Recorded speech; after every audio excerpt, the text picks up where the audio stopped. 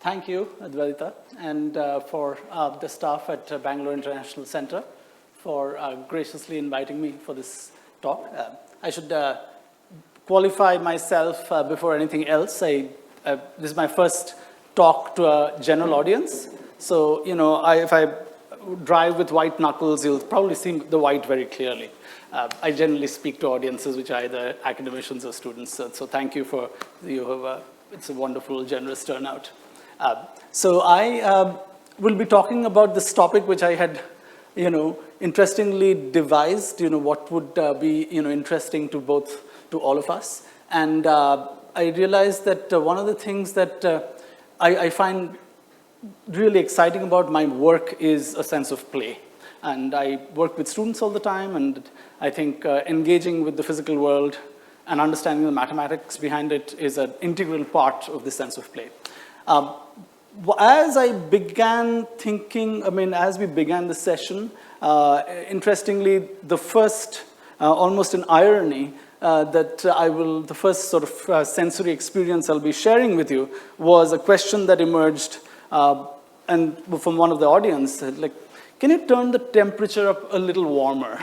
And we're going to talk about temperature and heat to begin with, and how we sense it, and sort of common notions about temperature and heat which are prevalent, and how we can sort of unravel some of the mysteries. And I've got a couple of things on your table, and maybe I'll ask you to be creative and do other things. All right, so that said, let me get used to this clicker that I have as I'll walk around.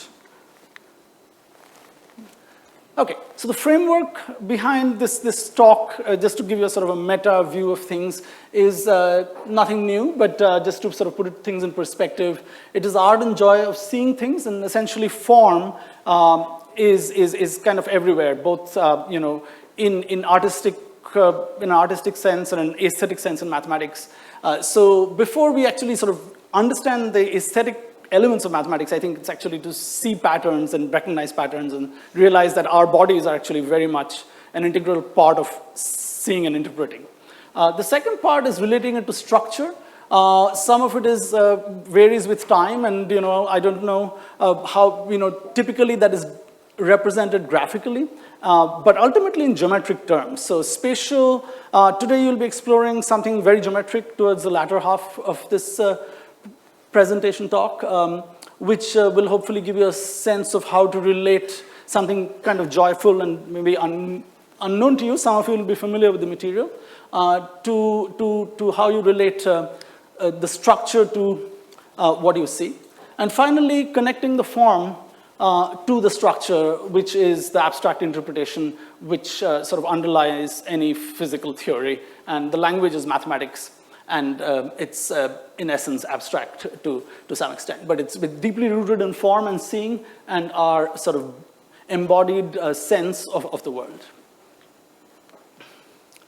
So what within this kind of sort of background material, so my approach to this talk was to see, let's look at some common things that are within our immediate senses to probe. Without any fancy equipment. We don't have any great, I'm not bringing a lab here for you to do fine experiments. So one, as I mentioned, was to look at the three senses, of course, of the five that we will touch upon is tactile, and you'll experience something with your skin and what information it sends you. The second is with hearing, so you'll make a version of a musical instrument, which may be novel to you, but for those of you who play, you might, I'll try to see if you're familiar with the instrument. You're going to actually use just a string. It's going to be a string instrument, and you're going to somehow make it and play it yourself. I'm not going to record it, so you should feel free to play tunes that you're completely out of tune, right? And the third, which I'll also briefly touch upon, is vision, which kind of bridges the gap between this notion of form and seeing and drawing more geometric ideas from using the vision as a springboard. So our eyes enable us to see things and interpret things in very interesting ways. We'll look at one of them, which involves binocular juxtaposition, which are two eyes sees two different images. And one of the things that limits vision is that we can't do a lot of things with it. We can't see stars up close. We can't see microbes up close. So how do we actually get around that? We'll form sort of the connection between sort of the physical tactile world and something abstract and geometric that you will do. We'll explore the connection between light and its sort of collection or its projection through the study of conic sections. So for those familiar with mathematics, this is fine. If you're not familiar with these terms, you'll sort of discover by doing, so to speak, with folding pieces of paper that have been sort of made for you through certain origami-like activities. So let's take a moment. If you have glasses that are thick or metal, we're going to look at this question about hot or cold. One of the reasons why I was somewhat reluctant to raise the temperature of the room too much is that this room has been sitting for half an hour at 24 degrees. And if you have any, I don't know if modern cameras, I know that there is an infrared attachment to a lot of iPhones and Androids that are made by companies that can measure temperature directly. But if you have any temperature measurement device, and I couldn't physically possibly get it here, but if you take a thermometer, an infrared thermometer, you'll see that all objects in this room are actually, within a 5-minute interval or so, or 10-minute time span. It does depend on the size, and we'll briefly touch upon how size affects how quickly something hot or cold comes to a fixed temperature. But, from your everyday experience that if there's some of, I think every table has a scissor, don't touch it yet. And if you have touched it, let it sit for a little while. Or if you find something metallic close to you, you should compare your tactile sensation to touching the metal versus touching the paper on your table or the wood or anything non-metallic. So I see some of you reaching for the bottom of the chair. It turns out that I've been tricking you, and everyone here has. Those chairs have plastic feet. It won't work that quite well. But if you have your scissor on your table is definitely a small metallic piece. There's no scissor in it. There is no scissor there. So maybe we will have a scissor if you have an extra. Let's share a scissor. Yeah, just give it a light touch. Don't hold it too tight because it'll warm it up. And we'll see anything metallic, your doorknob, if you're walking barefoot on the floor versus literally this pedestal, will have, I'm sorry? Leg of the chair, does it feel cold to your hand, to the touch? Okay, great. So then, I thought I kind of tapped it with my finger to see if it was plastic or metal. I thought it was plastic, but maybe I'm mistaken. So, okay, so let's see this question about heat and temperature. It's a very, very easily mixed concept. And, when you touch something and you feel cold, you associate it with temperature. You said, okay, well, the metal feels cold. It must be at a lower temperature than the piece of wood. So why is it that, and of course our skin is telling us something. There are receptors on our skin, which is ultimately transmitting this information to our brain, and our brain is experiencing the sensation of heat or cold. But you'll agree with me that if I left this room at 25 Celsius for a reasonable period of time, definitely small objects like a scissor would be at 25 Celsius, and the chair definitely would be at 25 Celsius. So why does it feel colder? So any other objects that you can find? Just like, again, this, this is the spirit of the talk, is that you want to do science by everyday things you can touch. Anything. So metallic objects do feel colder. This is sort of a unanimous agreement on that. And wooden objects are warmer. The question is, so the idea is that they're all at the same temperature. The critical difference is the heat transferred. And it's not just the amount of heat transferred. Heat is a measure of energy, but how quickly it's transferred between the metal and the wood is what essentially causes you to feel the sensation of cold. Okay? So this is an example again, to tie it with somewhat abstract math, is if you've seen graphs, when what your skin measures is actually not the absolute temperature, but how quickly the temperature is changing. And in a graphical measure, we call it the slope of a graph, if you draw a function with temperature versus time, or in fancier calculus jargon, for those who are familiar with more mathematics, it's called the derivative. So your skin is actually a differentiator, in a sense. Okay? It is not measuring the temperature, but it's how quickly the temperature is changing. So if you think in calculus terms, it's the rate of change.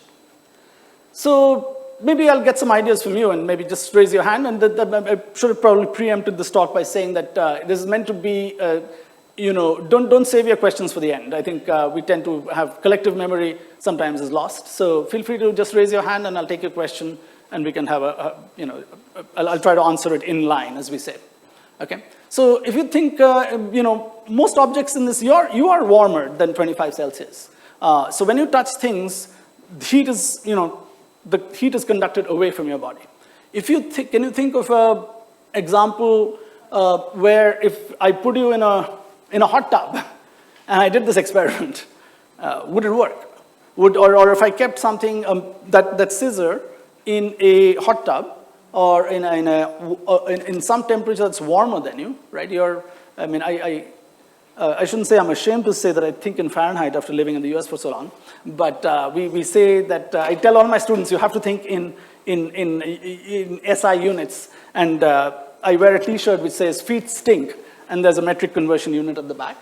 So so 37 is about the human body temperature, and a hot tub is about 40, 45 sometimes. So that's definitely hot. So you take something, if I give you a piece of metal and like a scissor, and I give you a block of wood and I dip it in a hot tub for 45 Celsius, and I take it out and I give it to you, which will feel hotter?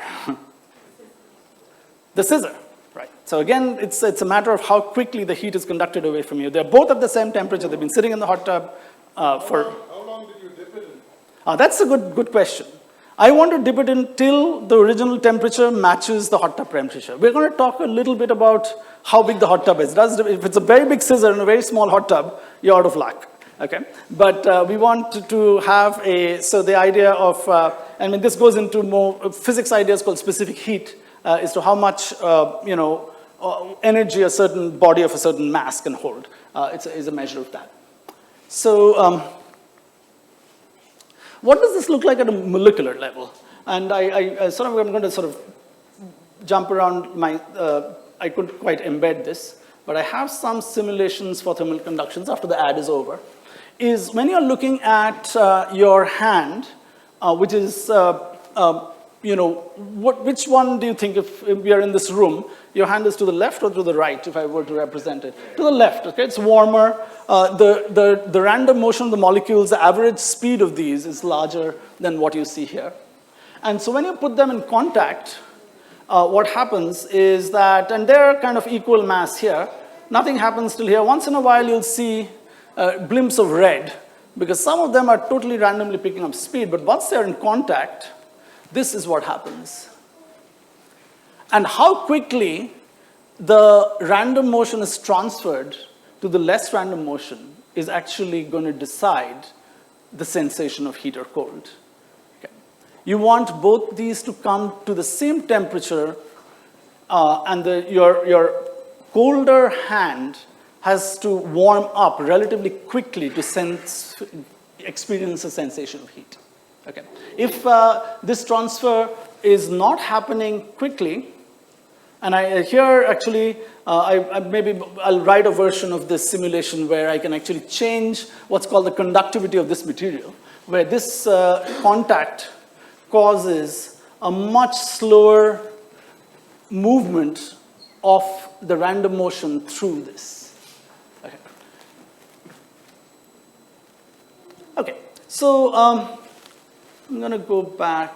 To go to my slideshow. Come back a little bit. Okay, what happens when they're differently sized to address? Yes, question. So the conductivity of the skin matters as well? Conductivity of skin matters as well. Yes, absolutely. And for different mammals, there are different conductivities, and they're also, if you think of it broadly, the heat that we're talking about comes at different, so infrared has a range of wavelengths over which you will, so some animals like bees are more sensitive to infrared than we are. So they actually have less sensation to heat than we do. So even though the incandescent bulb primarily transmits in the infrared region, we lose a lot, which is why we're moving to LED. But our sensation of heat, this random thermal motion, if you look at it from a wave viewpoint, is this, where it is on the electromagnetic spectrum. Different animals have different sensitivities because it's an epidermal structure and the nerve endings respond to different frequencies differently.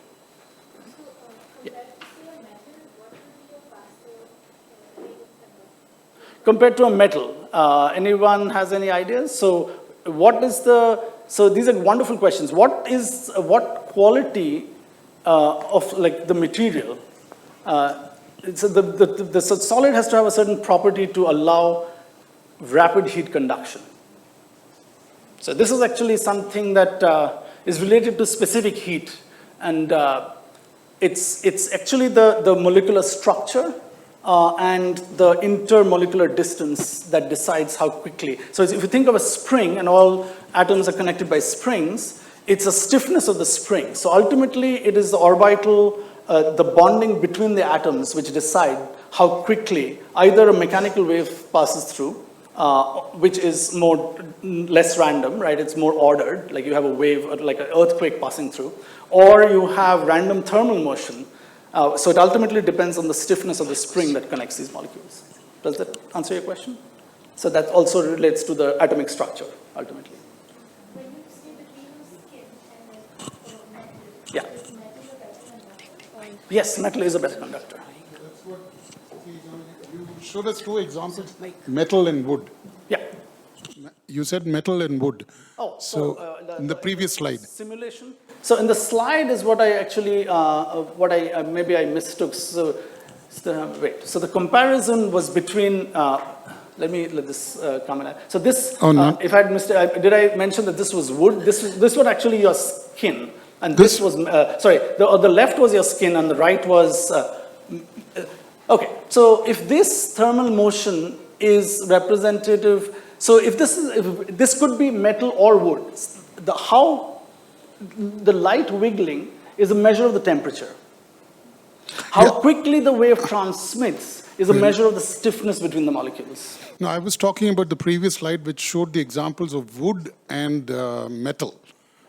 The rate of change of heat. Right, the rates of change of, the rate of change of...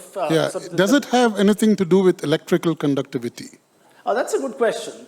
So electrical conductivity has to do with, there is a relationship. It is something that actually Debye and Einstein studied, which is that the thermal, so the thermal properties do have a relationship to the electrical properties. But the electrical properties are decided primarily by the free electrons in a metal. They don't, so thermal conductivity is essentially a random sound wave that's passing. They're called transmitted by phonons, whereas in electricity, they're transmitted by, the electrons are actually not, they actually have an average drift through a metal. So electrically conductive sort of substance might not necessarily be a good conductor.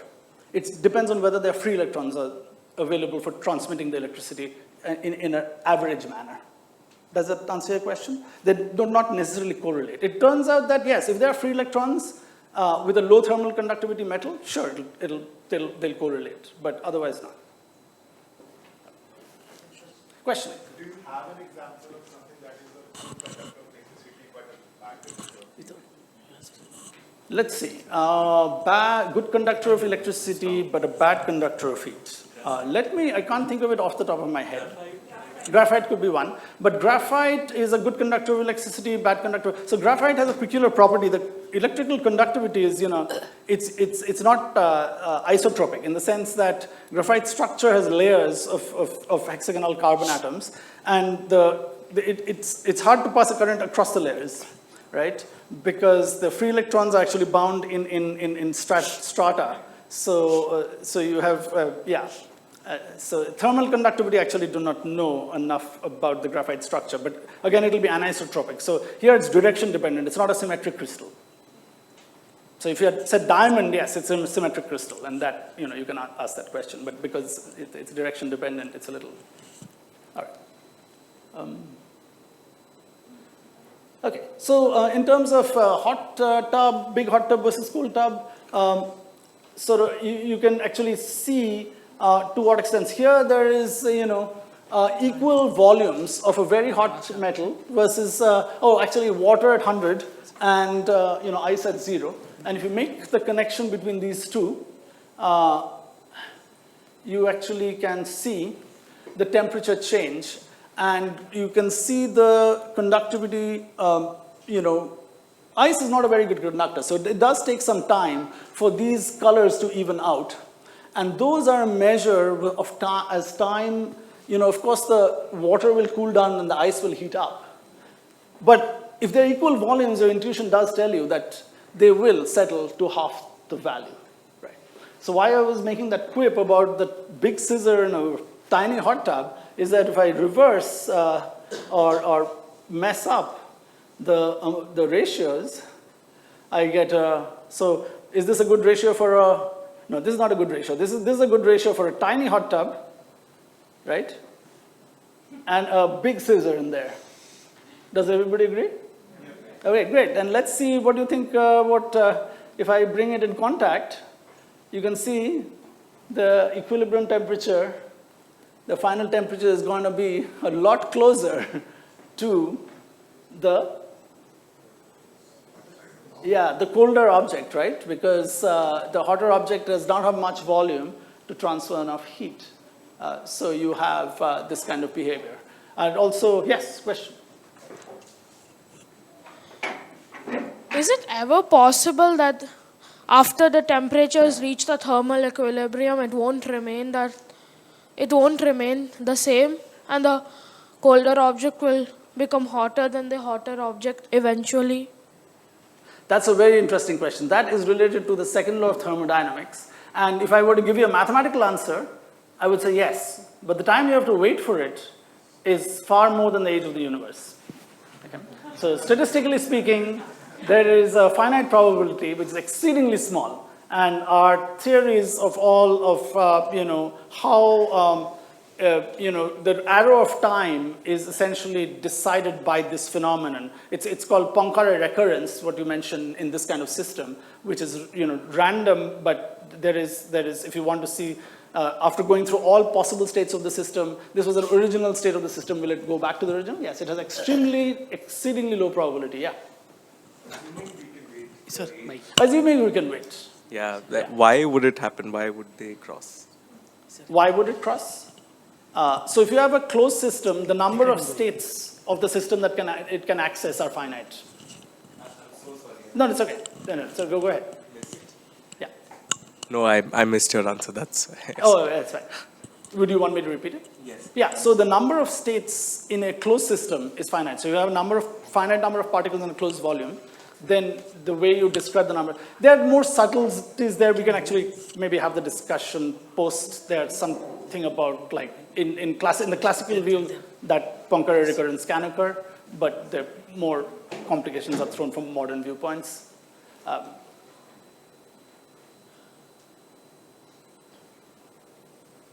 Okay, so let me go back to my slideshow. Okay, so my sort of motivation here is to, one thing about like getting the joy of things, and I really love your questions because it really, it gets, you want to think like a student again. You have to throw away your ego in many aspects. And don't worry about, your marks. This gentleman said, do we have to pass an exam to qualify to be here, right? You don't have to, and I think that's a terrible barrier we have, psychologically. I was asking about if we have to leave. Oh, no. You're more than welcome to stay, especially if we ask more questions, right? There are more questions and more if you can, point out, like I tell my students that every time they point out something that I've mistakenly said, I take them out for ice cream. So it's you kind of have to become the student again to get a sense of joy about these things. So this is actually an example from I am involved in physics research education, physics education research at Berkeley. It's called PER for short. But we develop questions like these after looking at typical student sort of misconceptions. You'll be surprised that a lot of undergraduate students sometimes have very deep-rooted, intuitive sort of beliefs about the physical world. We try to capture that. And, on one level you can think, oh, you're kind of shaming their lack of knowledge. But it's not that at all. It's actually really probing. So this question is given to them, and then students argue about who is right. They're given a couple of situations. And if you want to take the time to read through them carefully, they're actually all very, very, convincing arguments at the face of it. If you did not come with the knowledge of conductivity and other sort of the molecular sort of picture that I've just shown you, I would be very, very open to sort of like seeing this at face value. So I think that, stepping down and instead of thinking, students, you have to be right, and there's only one right answer. Opening up to it, opening situations up to debate like this, it shouldn't be just restricted to students, but to all of us. Okay, so here's when we kind of, you've heard me talking for a little bit, you sort of touch things. So here is sort of on my next sort of bodily, sort of embodiment of the sense of a body position. So what I'm going to have you do is, we're going to talk about, these are protoproprioceptors, are sensors that send position information to your brain about different parts of your body. And these have various manifestations. For those who might know about phantom limbs, these play a very important part because people with missing limbs actually feel the sensation of pain, and there are various aspects that you. So at this point, what I'd like all of you to do, and you might want to maybe, if you don't want to bump into each other, I think there's enough space, is that you raise both, close your eyes, both your hands, and keep your left hand totally as still as you can, okay? And then what you do is quickly touch the right index finger to your nose, and then quickly touch the tip of your left thumb, touch your right index finger to the tip of your nose, and quickly touch the tip to your left thumb with the same finger, okay? And then come down, quickly touch your nose, go to each finger, and see how accurately you can manage. And and this you can even do with your eyes open. Okay, I'm not doing a good job myself. Every time I reach, I'm hitting my, middle finger this time, ring finger, maybe, my teeny finger, this time I got it. And if you practice, this is something you can actually learn. So as you do this, your brain is mapping and reinforcing your previous mistakes, okay? Now, the interesting thing is that this is not, of course, you're not looking at it, so you're not getting the cue. Our eyes form a really strong cue for guiding our body position, right? And I'll actually later have you do another little exercise. So if you now try it with your other hand and see if it's, so keep this right hand really still, and touch your nose, use the tip of your left finger for thumb, touch your nose, forefinger, touch your nose, middle finger, and you'll see that maybe and don't move your right hand. So that's critical. Like I can see everybody is really being earnest and being excellent students as you do this. Because as you do this is more difficult. So that means, okay, so this might be, can I ask, see if you're right or left dominant in your hand? Are you a lefty or a righty? You're a righty. So some of this does not actually correlate with your handedness. Which is an unusual thing.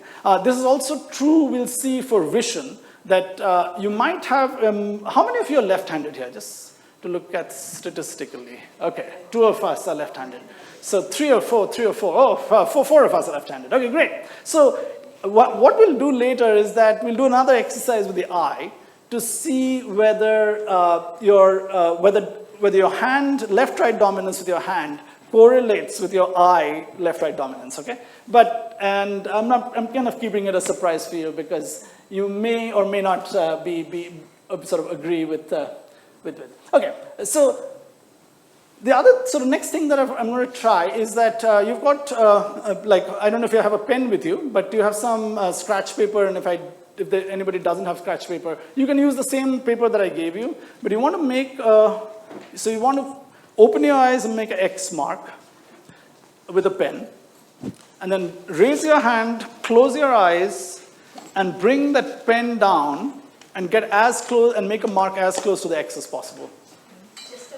Just a mark, just a mark. You don't have to write X. So what you want to do is, yeah. Just make an X mark with your eyes open. So you know visually where it's seen, where it's at. Yeah, not bad. Okay, great. Now try to improve it. Like, try to get it better. So as you raise it, you have an X mark here. You're going to close your eyes and you're going to try to come and as close as possible to that X. Okay? And you might find that it either improves or doesn't. It doesn't? It seems random.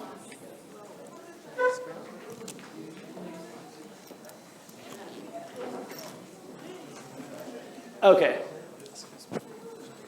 So how many of you are improving as you keep doing that? Some of you are improving. Great. So okay, try it with the other hand. And you'll see, again, there'll likely be a difference in terms of accuracy.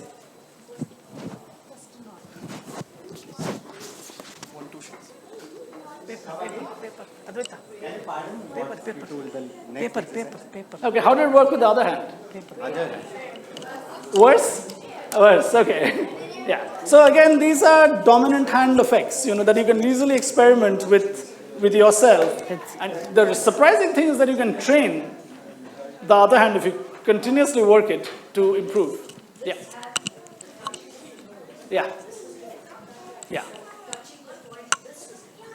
For the same hand or different hand?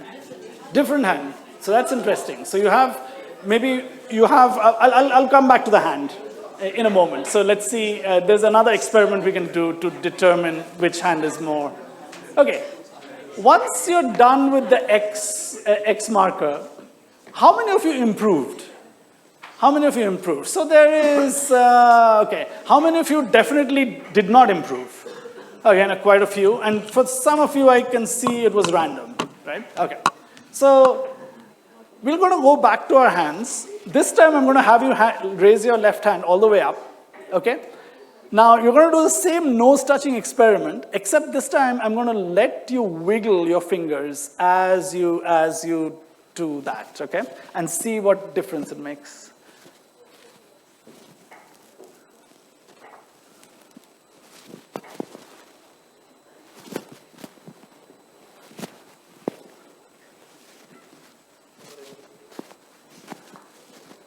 Did it get better? Yeah, substantially. So what does this tell us? So this tells us that like these protoproprioceptors are actually taking cues not just from your one source, but also you're now actually exciting other receptors to give feedback to your brain about the positional system. So it's a two-way ticket. It's both sort of what you're measuring and what you're measuring with affects your sense of where that finger is. Okay, so last sort of the thing we want to explore again with protoreception is writing. So if you were to write the word protoproprioception on a piece of paper, and then close your eyes and write it again, let's see how well or worse your handwriting becomes.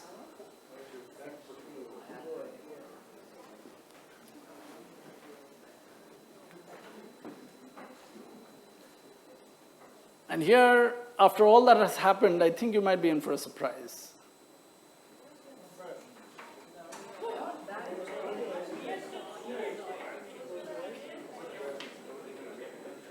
Protoproprioception. More space, but the quality, did it decrease substantially? Quality is just fine, right? So that's remarkable, right? So your eyes for writing movement, like what we call muscular memory, has its root in this, that for small motor movements that you have trained yourself to do, this you have not trained yourself to. This makes me look like a monkey, and all of us look like monkeys. That's perfectly fine. We need to be like monkeys, right? So, but the thing is that this process, why it doesn't deteriorate when you write is again, and if you try it, of course, with your left hand, if you're righty and you write with your left hand, it goes haywire, because partly it doesn't have the muscular memory. Accuracy will also suffer if you don't do it with your dominant hand. Okay. As I said, okay, so maybe I'll now transition from touching. Yes, questions before I go back. Let me. Indicate solution to the previous question that with the 4 options. Yeah. What are the 4 options? You know, I didn't tell you about let's go back to the previous question. So how many of you think that Abigail is correct? You can't read, unfortunately. Let's see if I can expand this in any way. Give me a second. No, I can't really expand this in any way. You know what? Let me read it out to you. Yeah, let me read it out to you. So here's Abigail's statement, which is, does anybody know a way to expand slides? I don't. Just Control plus. Nope, doesn't work. Oh, no. Yeah. Command plus? No. Yeah, it's just going to say, yeah, it's not, I think it'll come back in a, yeah, if I go to slideshow and I do this. Is this better? But I don't think it's much better, right? Okay, why don't I read it to you? Yeah? Okay, I think that'll be better. So Abigail says all of the objects have been sitting there all night. They will be at the same temperature as the room. Okay, that's number 1. So keep that. They can't. So Beto says that that can't be. If you touch them, you can feel the differences. I think the scissors will have the lowest temperature, then the glass of the mirror, then the plastic mirror frame. The wood will be the warmest. Carla says, I agree with Beto that the temperatures will be different, but I think you have to pay attention to the masses as well. The actual temperature depends on the materials and the mass, and the more massive objects keeping cooler. It's hard to say whether the scissors will have a lower temperature than the mirror glass, and it's also hard to say whether the plastic will be warmer than the wood, but the mirror and metal will definitely be cooler than the wood and plastic. Okay, that's what Carla says. And Dave says, I think the mirror and the mirror frame are going to transfer heat to each other until they are the same temperature because they are in contact. They'll reach some temperature that is between the cold scissors and the warm brush handle.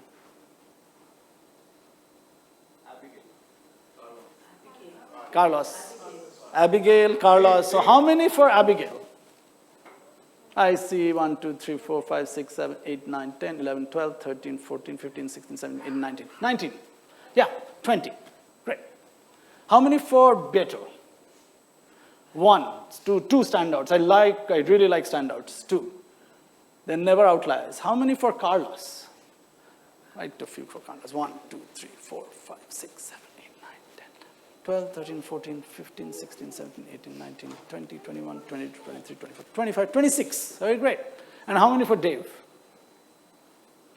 1, 2, 3, 4, 5, 6. 6 for Dave. Okay, so I'll tell you literally, if I were to give this to my students, if I sum all these numbers up, it won't sum to the number in the room. You know, the sum of the parts is never equal to the whole, right?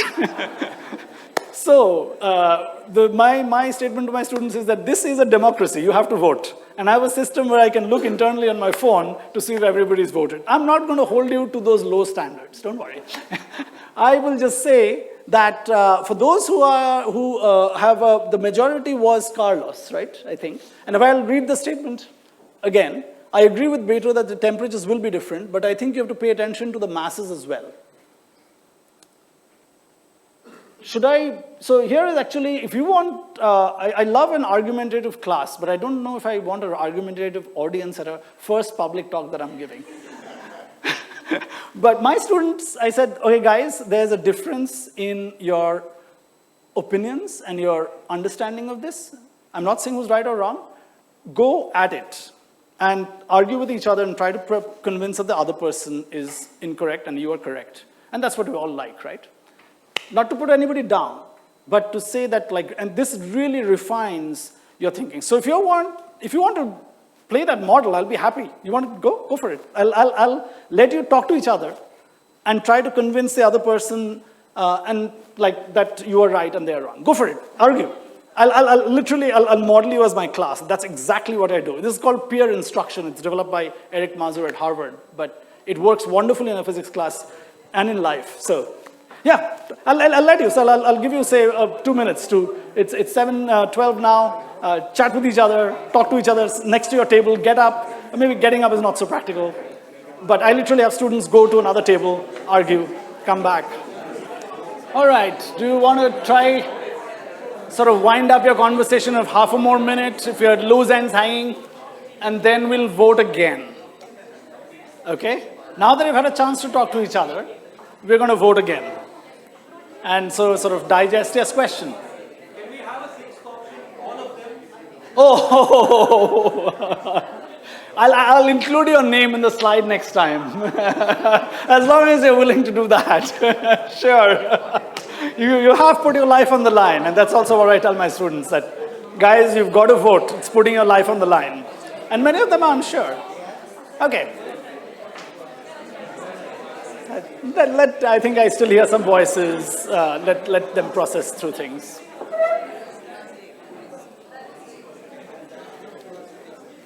Okay, how many of you think that Abigail is right?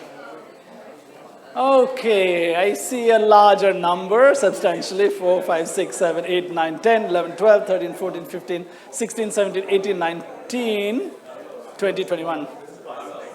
Sorry? No, this is not for Carlos, this is Abigail. I'm going by order. Oh, how many think Abigail is right? Okay. There is still, I'm not giving hard numbers. How many think there was contention mainly between Carlos? How about Beto? One, no. But there are handouts, great, there are holdouts there, good. So later on, once the session is done, you can still keep on arguing. Yes, Beto, okay. And then Carlos? Yeah, I see far fewer numbers. Not far fewer, still there are, candidates for Carlos. It's a little less than what was before. And Dave? There are holdouts. 1, 2, wonderful. 3. Great. So, now that, there's been some consensus. And I, as a teacher, when I see this distribution, my conclusion is that there is more room at the bottom, to learn. So this is excellent because it either tells me two things. One is that not that the students don't know enough, and I'm not blaming you and holding you to any accountability. It's that I need to revise my lesson plan. Okay? And of course, I'm dropping this on you dead cold. It's completely unfair of me, right, as a teacher, if I were a teacher and you were the students. So those are the things, that I really want to highlight. So you can ask me the final answer, the correct answer, and I will tell you, but not now. I'll let you like sort of mull over it in your time and see. Okay, so yes. Yes, please. So during the discussion, this point came up that temperature is effectively based on perception. Like if we see something is hot or cold, is based on the rate of transfer of heat. No, be very careful. Okay. It's not. Temperature is an absolute measure of the molecules jiggling, how fast they're jiggling on the average. Maybe I'll rephrase. So when we say something is cold, something is hot, it's based on the rate of heat of transfer. Correct. So if I say use a thermometer, and I say this is this temperature, like will that thermometer temperature also be kind of dependent on that? Your thermometer temperature is not doing a time derivative, as we say. Okay. Mercury is Sorry? Yeah. is relative, right? Like the heat at which mercury absorbs that heat and Rises on the thermometer, correct. Right. So It's relative in the sense? As in, like how the rate of heat transfer, Yeah. how it's different for our skin, it's different for mercury as well, right? Yes, So because the how can conductivity we is say different. that it's absolute? Sorry? So how can we say that the temperature measurement is absolute? Oh, temperature measurement when you're using an instrument is never, it's absolute only to the extent that your measurement instrument will have an error. Remember, the glass is also expanding. So your scale, you take everything into account, there you have to account for those errors. But the concept is absolute in the sense that absolute definition of temperature is on the average speed of the molecules inside it. That is an absolute measure. Yeah, questions? Let me take this gentleman at the back and then I'll come to you, sir. Yeah. Yeah. So basically what we're saying is if I have a alcohol thermometer and a mercury thermometer, both are calibrated scale-wise. Correct. And so what they show you is the absolute temperature. Correct. In spite of their conductivity might be different. Yes, absolutely. But they are not measuring any derivative or any rate. No. All they are measuring is the absolute temperature. Absolutely. Absolutely. In fact, what will happen is that they'll take different times to come to that equilibrium because they have their different conductivities. But when they come to equilibrium, they will show the same temperature. Yes, question. So I'm assuming the amount of time that you leave a mercury thermometer on metal or wood Yes. to get an accurate result Yes. would vary. Yes, would vary. That's what you see. Remember, that also depends on the analogy with the hot tub and the scissor I gave you. Right? That would decide the time. Okay, great. Other questions? Yes. I'm curious about what you would. Yeah, just if you don't mind using the mic, please. Yeah. I'm curious about how you would orchestrate this discussion in a classroom and how you would drive it in the direction to the right conclusion. So the question is that I will not actually direct it. And I think that is a big change in teaching philosophy that has happened. We want to let the students direct it, and the students actually learn more from each other than from the teacher. When the students argue and learn by contradicting themselves, the learning is far more reinforced than if a teacher points out the right and the wrong. What age? Sorry? I would say all ages. I teach both middle school and high school as well as undergraduate students. This works across the spectrum. That's politics. It's politics, absolutely. It's deviousness. It's Machiavellian for teachers to do this, but it works. Yeah. A question? Yes, sir. So if you say that the thermometer and the object you're measuring should be at equilibrium, won't that mean that they also will be the same temperature after the measurement? No, they are initially not at equilibrium. The thermometer is, once the mercury is not at the same temperature as the bath you're measuring or whatever you're dipping it into, once the heat transfers either in or out of the thermometer, then it will reach equilibrium, and then So the will temperature of the the tub also be of the same temperature as the thermometer? Correct. After some time, once the heat is transferred to the thermometer. Okay, thank you. Other questions? One more, two more there. So can I contribute to or answer to the question? Yes, please. It's just a contribution. Basically, in the design school where I learned, generally there used to be, that a facilitator would ask students to come up with their answer. Correct. And next day in the morning, all the answers were supposed to be on the wall. The class will sit and the facilitator will ask now which one you think are the right ones. Great way to And do if you think these are the right ones, why are these right Yes. ones? So it is more, again a facilitation session and not actually telling or declaring what is right and Yes. wrong. And that's exactly how I've left it with you, if you notice. I've not given you the final answer with a reason. Yes. All right. Let's see, we have gone through Can I see the options again? One. Oh, the options again. Let me go back, guys. This might be, yeah. So here I noticed that, Yeah. hello?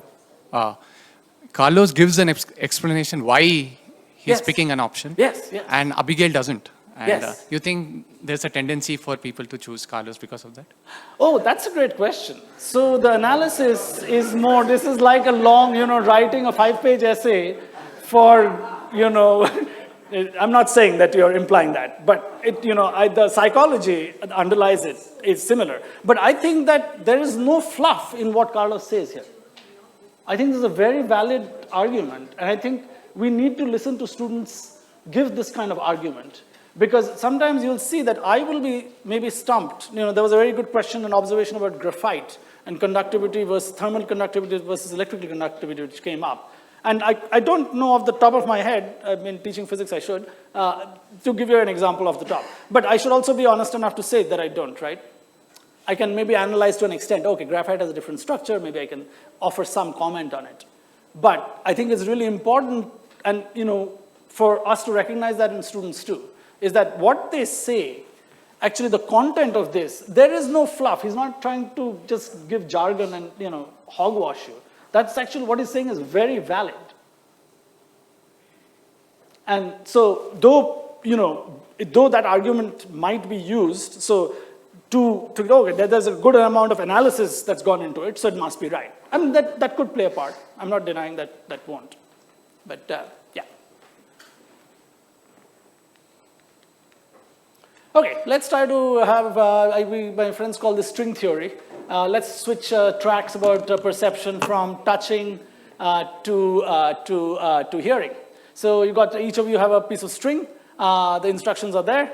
Let's see if you can play some music. For those who don't have string and who came in late, we have some extra ones back there. Feel free. Advaita is passing them around.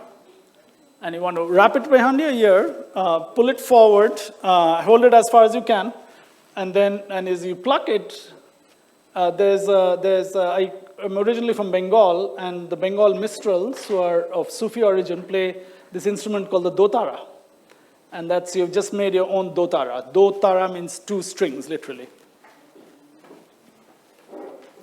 Can you hear it clearly? If you change the position of where it is on your ear, you can actually keep it above your temples and not directly over your ear, and you'll be able to actually hear with your bones.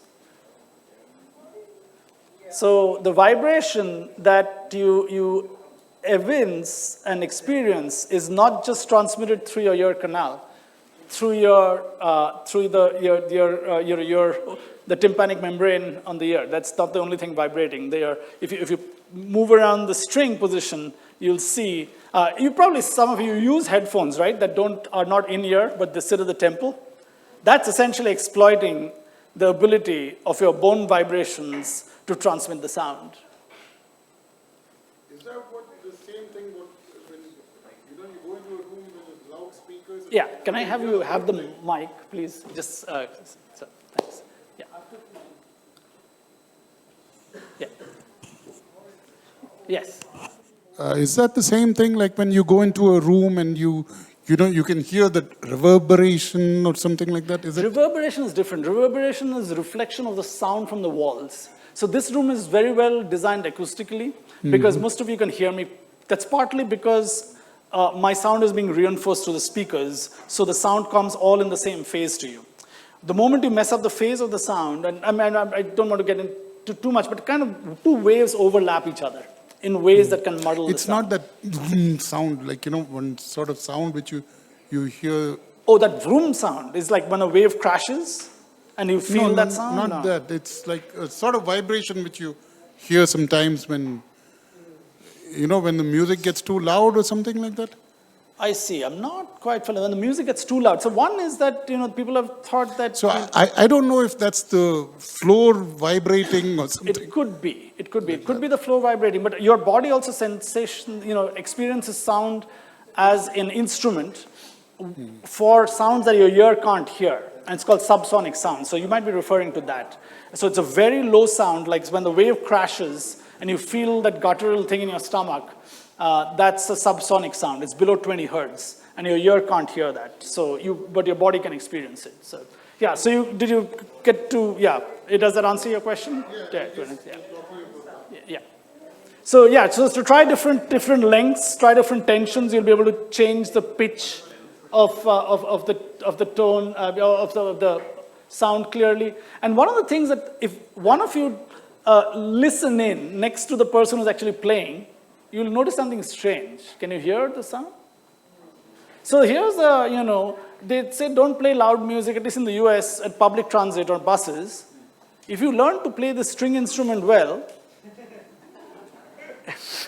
You can guess what I'm implying, right? You won't disturb the neighbor, right? But you keep extending the hand and keep playing that sound, they'll soon move away from you. Yeah, well, that's true, right? So that's one suggestion. All right. So how can you change the sound? Different, pulling it, giving it tension, loosening it, and you can change the pitch. You can also, of course, slide it forward and back, just like a regular musical instrument, and then go from there. And again, to see what's going on, there's again a simulation that I was going to show you. This is for a pipe, so ignore the lower part of this frame. But this vibrating string is setting up a wave in air. And it's actually not just the air wave, it's the sound is not very loud because there's nothing to amplify it. Normally you have a guitar has a sound box to amplify the sound at all frequencies. Here it's really your bones that are amplifying it. If you keep it in loose contact, you can actually change the volume. So if you hold it loose, not only will you change its pitch, you'll also change its volume because the resonance doesn't occur because of loss of contact. Yes, question. Can I give you the mic, please?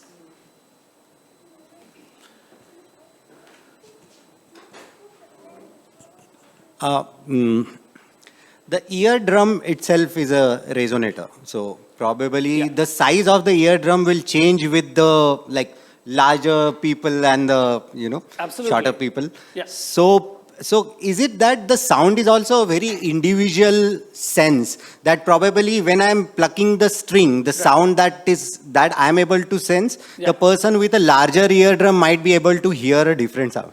Very slightly, you're true. The larger ear actually comes back to reverberation. The larger ear is actually reflecting sound. It's actually, we're going to talk about this a little later, how you can enhance your senses. Why do rabbits have ears that are, like that? It's that you're creating a cone of sound, and we're going to talk about the mathematical surfaces that describe that cone. It's really strong if it's parabolic. And you'll get to do this in a moment. But essentially, if I make the string longer, you can see that the string vibration slows down, and you hear a lower frequency as a result. And you can think of your body as actually an instrument. And this kind of, if you think of why a cello makes a deeper sound, it's because of this length that you're effectively increasing for a musical instrument.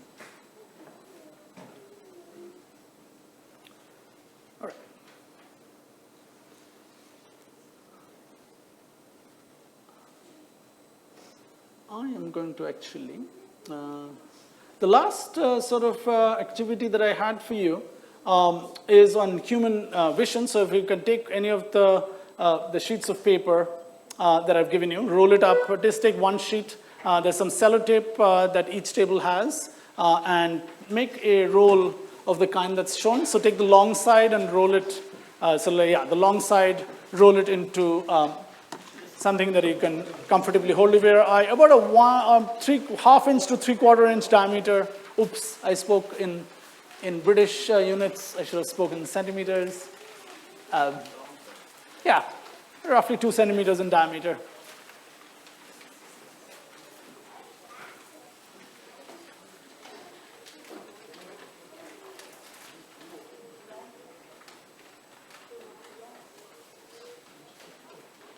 Okay, so when you've rolled it up, you want to tape it so it doesn't unspool. But if you can hold it firm, no problem. You don't have to tape it necessarily.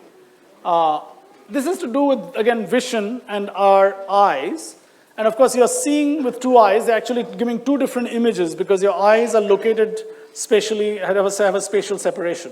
So how does the brain put these two images together to unify them? There are many, many subtleties related to binocular vision. I'm just going to touch upon one. But one is juxtaposition, which is that it looks at putting the two things together. And it has a really strange effect when you do it, when you set it up the way it's shown here. So hold the tube you've made with one hand, look through it with both eyes open, and hold your other hand through the tube. And even as I do this, and if you spend some time, what do you see? So don't block the front view. So what you want to do is not hold the hand, not hold the hand here. The second hand is actually here. So it's midway along the length of the tube. Here is, the idea came up that, sensors can only do so much, and we want to enhance them. And, we are not the only animals in the animal kingdom which do technology advanced like learning. Monkeys are excellent, and so are chimps. But here we go for human beings. So you want to take the white, shiny, glossy, wax-like paper that is given to everyone, and you want to take a pen and put a dot on the, this is not actually oriented correctly. You want to orient it so that this is the long side. So you want the short side at the bottom. So you want to arrange the paper like a normal writing sheet, okay? And you want to take a permanent marker or any pen you have and place a point, mark a point P in there. And don't go too high. My guesstimate is maybe about 4 centimeters or so from the bottom here, you'll mark a P. In the middle. Doesn't have to be very accurate. Roughly in the middle. But the important thing is mark it on the short side. Mark it so that this is the short side of the paper. This is not oriented the way you're supposed to, okay? So you want the paper to be oriented in the portrait format, not the landscape. You want a portrait format. Yeah, portrait format, not landscape. You can do it landscape, it's harder, but portrait will be better. Yeah. Okay, mark a center point, and your job, or in video game parlance, they said your mission, if you so choose, is not to drop the clicker. Don't drop the clicker, that's your mission. You want to fold this, as many points as you can on this bottom line into P along this crease. And you're going to mark the crease sharply. Okay? So you're going to, has everybody marked this point here? Okay, great. Now what you're going to take is this, you're going to take this paper and you're going to locate some point that you've chosen. You don't have to mark it. You just take this paper and you fold it along this crease line onto P. Mark a sharp crease and then unfold. And then keep playing this game. So once you've done it for one point P prime, you want to keep moving this point, choose another point along this line, and play the same game. Take a point here, you're going to fold the paper so this is folded over all the way there. Let's see, if everybody's kind of gotten the shape, I'm going to talk a little bit about it. So that is what you have been striving for. So congratulate yourself. That's your first steps towards mathematical abstraction. And so what makes these lines hug a curve called, I've been dropping this name at you for those who are not familiar with the parabola, is that this is how you've been constructing it. GeoGebra is a very powerful open source tool to explore geometry, and I would highly recommend that for everyone. So some of you, why I opened this tool was to show you that some of you drew your dots a little far away, and that there's no harm. You still would get a parabola, but your parabola would begin to look like that, you see? And so therefore you're only getting part of it. If you were very close, like I saw a gentleman on the far left side, you would be very skinny like me. Okay, so you would get that kind of a parabola. Okay, so where you position the points, your point, which is called the focus, decides the overall shape of your parabola. Okay, so moving on to what makes this a parabola itself. What point on the line touches the parabola? So if you take any of your parabolas and you are interested to know what makes a parabola, it's this property here. So if you take any one line that you choose, don't mark this line, just fold it, take the permanent marker that you have, and draw, there are rulers, I don't think we give out rulers, okay. If you have a ruler or any straight line, draw a line that's perpendicular to this lower line which you folded. So this is the line L that you folded. You have to draw a line that's perpendicular, that means it's parallel to this side, and let the ink bleed through the paper. Yeah, so see if you can draw just any fold, and different, not all of you should kind of use this angle. If you vary the angle, it'll be more fun. You want to choose different angles. So some might be like this, some might be like even steeper than that. But what you want to do is to bleed the paper through as you draw this perpendicular. So the ink goes on to this side of the paper. And I must apologize, not all of your papers will do this. Some will. So please share those whose paper is bleeding through. If you can please share your discovery with others, I'd very much appreciate it. I apologize because the kind of paper I chose, what I get in the US is not exactly what we get here. And I didn't do my homework. But what it does look like is this in a moment. Just let me go back. Yeah, so everybody has folded this perpendicular line and let it bleed through. And then what you want to do is, you should see this, because your bled ink should make this line, and this is your original line. And so this is called proof by origami. Just by the folding act, you can say that that pen line must be the same as this, because you folded this over and marked it with a pen, right? And lo and behold, this is what makes a parabola a parabola. A point here, which was equidistant from this point called the focus. So this point here has the same distance to the focus as it does from this line. And all such points, when you join them together, make this curve called the parabola. So you don't have to do any algebra. By just sheer folding by origami, you have proved that all those lines are tangent to the parabola in one sweep shot.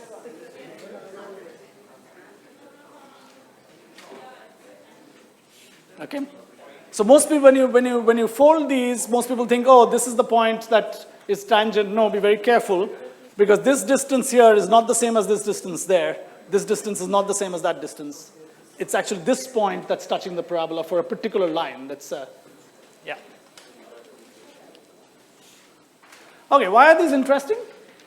And you can read this for yourself. It's my attempt at a pun. They make for great dishes. And ask a dish antenna and you shall receive. All these dish antennas that you see, microwave antennas that you see, have this shape. And why? Because all radio waves, microwaves coming from a long distance are essentially parallel. And this picture, if you contrast it with the previous picture, and you like a little bit of what we call angle chasing in geometry, tells you that this angle here is equal to this angle here, because these two are straight lines. If you extend this line and this line is straight, so this angle here is equal to this angle here, and this angle is here is equal to this angle here, you have just proved by origami, because you have made a fold, enforcing that those angles are the same. So if this angle here and this angle here are the same, the law of reflection for light tells you that if these two angles are the same, then it must pass through the focus. So any set of parallel rays coming in here will all pass through the focus. So you have a very weak satellite emitting some signal far away. They're all coming parallel in a parallel way by the time they've reached an antenna. You want to magnify that signal and make it strong, because it can't give a power. Think that satellite is transmitting. You can't put a huge, gigantic power onto that satellite. It's taking its solar panels and transmitting some weak signal. To amplify that, this is the way you do it. So we've extended our eyes, so to speak. In fact, telescope mirrors, Newtonian telescope mirrors have also the same geometry, where they're taking starlight, and you capture a lot of light and can concentrate it. Yeah. Think that the larger size of the antenna will collect more. Correct. And that's why we want the largest possible antenna, but the problem is that the larger you make it, it's structurally no more a parabola. The weight, sort of distorts it. So there are many challenges to that. You can sort of correct that partly through software, partly through a lot of ingenious engineering. But yeah. Theta is equal to alpha, correct. That means that this is the surface here, the tangent here is like a mirror. And if you put a mirror here, that means this ray will reflect in such a way that will pass through the focus, always. across any point on the parabola. There's nothing special about x that we have chosen here. So I could have chosen x here, and the same things would apply. Okay. So I know we are at time, but if you're welcome to stay back. I had some a little brief activity on ellipses, the ones with the circles. If you have the time, you are welcome to fold. I know that we do need to. Are we okay on time? Okay. So go ahead. So besides parabolas, there is pictures with circles in here. Choose a point inside the circle, which is not at the center, slightly off center, and fold. Now you know this folding game. Fold the circumference of the circle onto that point multiple times, as many times as you can. Okay, and I'll actually, to sort of help you, I'll run you through the simulation, so it you don't worry about the process itself. So I'm going to start simple here. So here's one fold. As I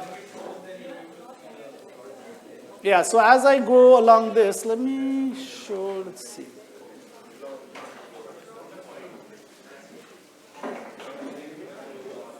So you can see how what's happening. So I've chosen, my dot is here. And that shows you how you want to fold. Your first fold is like this, for example. That's the first fold. So that red line is the first crease line.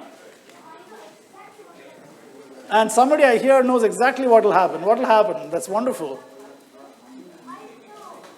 As you keep going, I won't give it away for you. I'll draw maybe n equal to, okay, see what happens for yourself. So those who are folding and continuing, I'm just going to run this over to show you what the envelope looks like. And that's kind of what it, oops, I messed it up, but there you are. Okay, so you should hopefully be, if you chose your focus kind of like here, you'll get a shape like this. And if you choose your focus somewhere closer, then you'll get something closer to a circle. I can't modify that here, but I can modify that in the next slide here.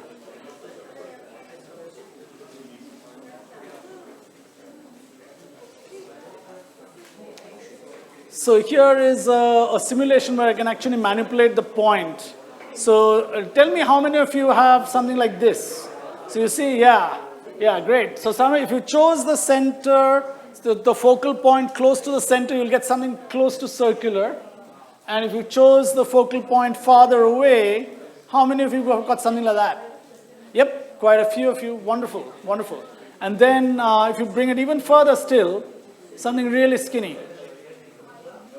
Okay, so yeah. Yes, question? Is the center of the circle the other? Yes, so that's some of the observations you've already made. The center of the circle is the second focus. Question? Let's take it outside. Okay, so here is actually what I wanted to get at. As you take it very close to the edge, what do you think this ellipse will become? A line.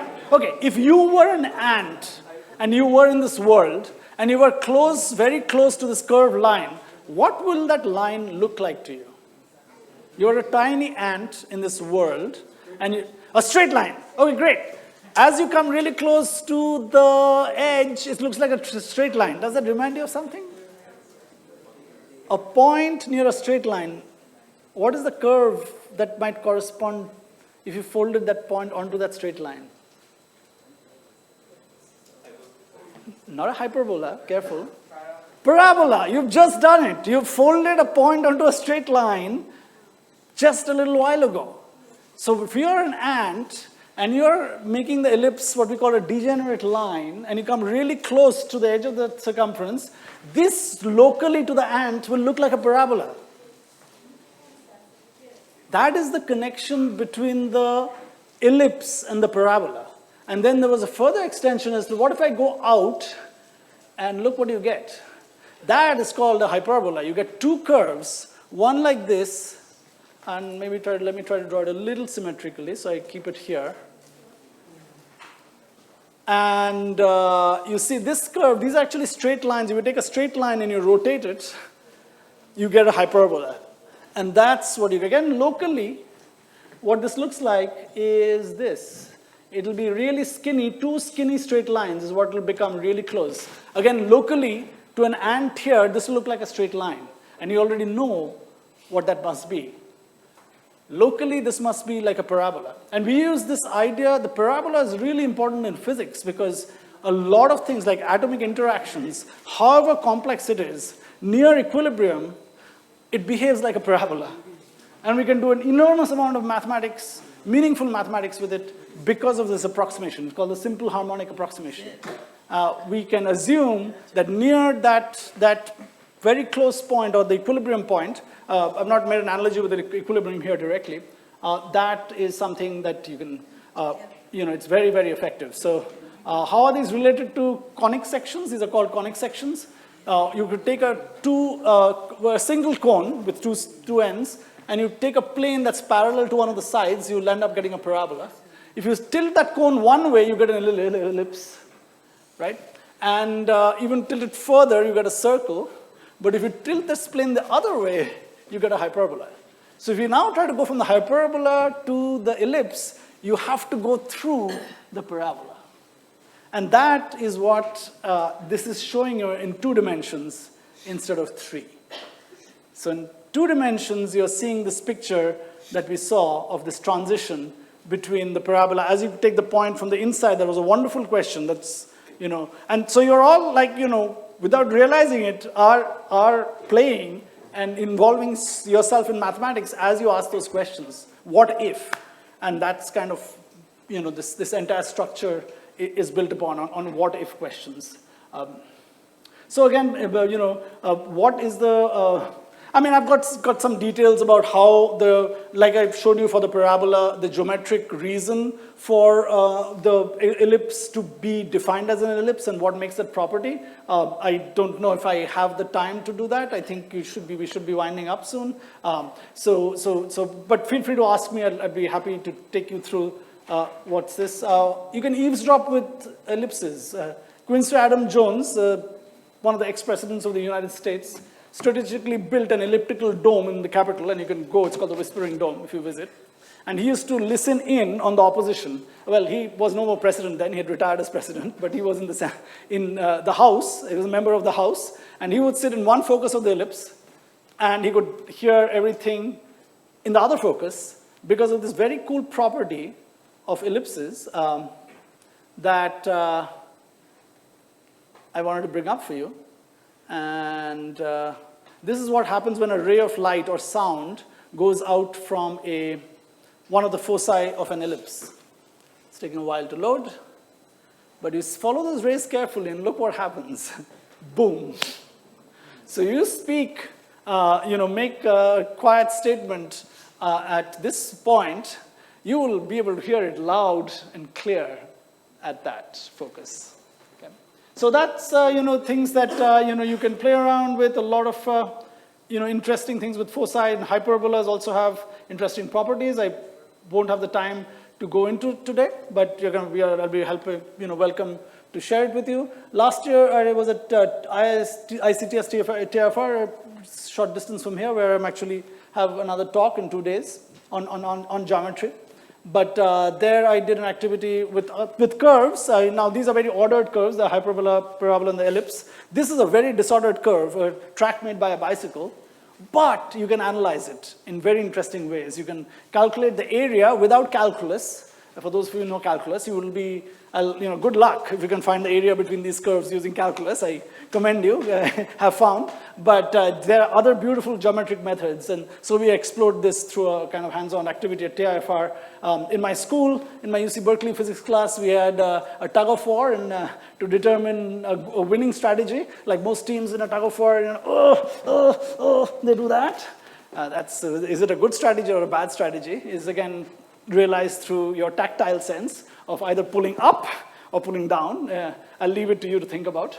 But those are the kind of things I do and kind of, form my, makes me happy. So my background is in electrical engineering. I did my graduate work at ISC, and I get motivated by work at museums. There's a lot of inspiration there. Many of the activities I thought you've seen, including the embodied mapping is all from there. I teach at the University of California, Berkeley. We founded a school for 6 to 12 grades. And that's what I do as my primary job. I do some teaching and research at Berkeley. And I volunteered in my kids' school, which sort of began all this at the first place. Yeah, so my future work here will be involved with working with schools and institutions here. I'd really like to develop things in the Indian context. Also, working with rural schools. As I said, I've vowed to learn Kannada. My Hindi leaves a lot to be desired because at the moment I speak Hindi, everybody knows I'm Bengali. That's it's very obvious. But there are a lot of also cultural differences between the US and India, which I'd like to address sort of in the educational sort of panorama. One regarding competition and collaboration, which is a very big thing. We are very focused on competitive exams, and that might be the most intellectually healthy way to approach subjects, especially mathematics. And also what I declared to you that I don't know everything.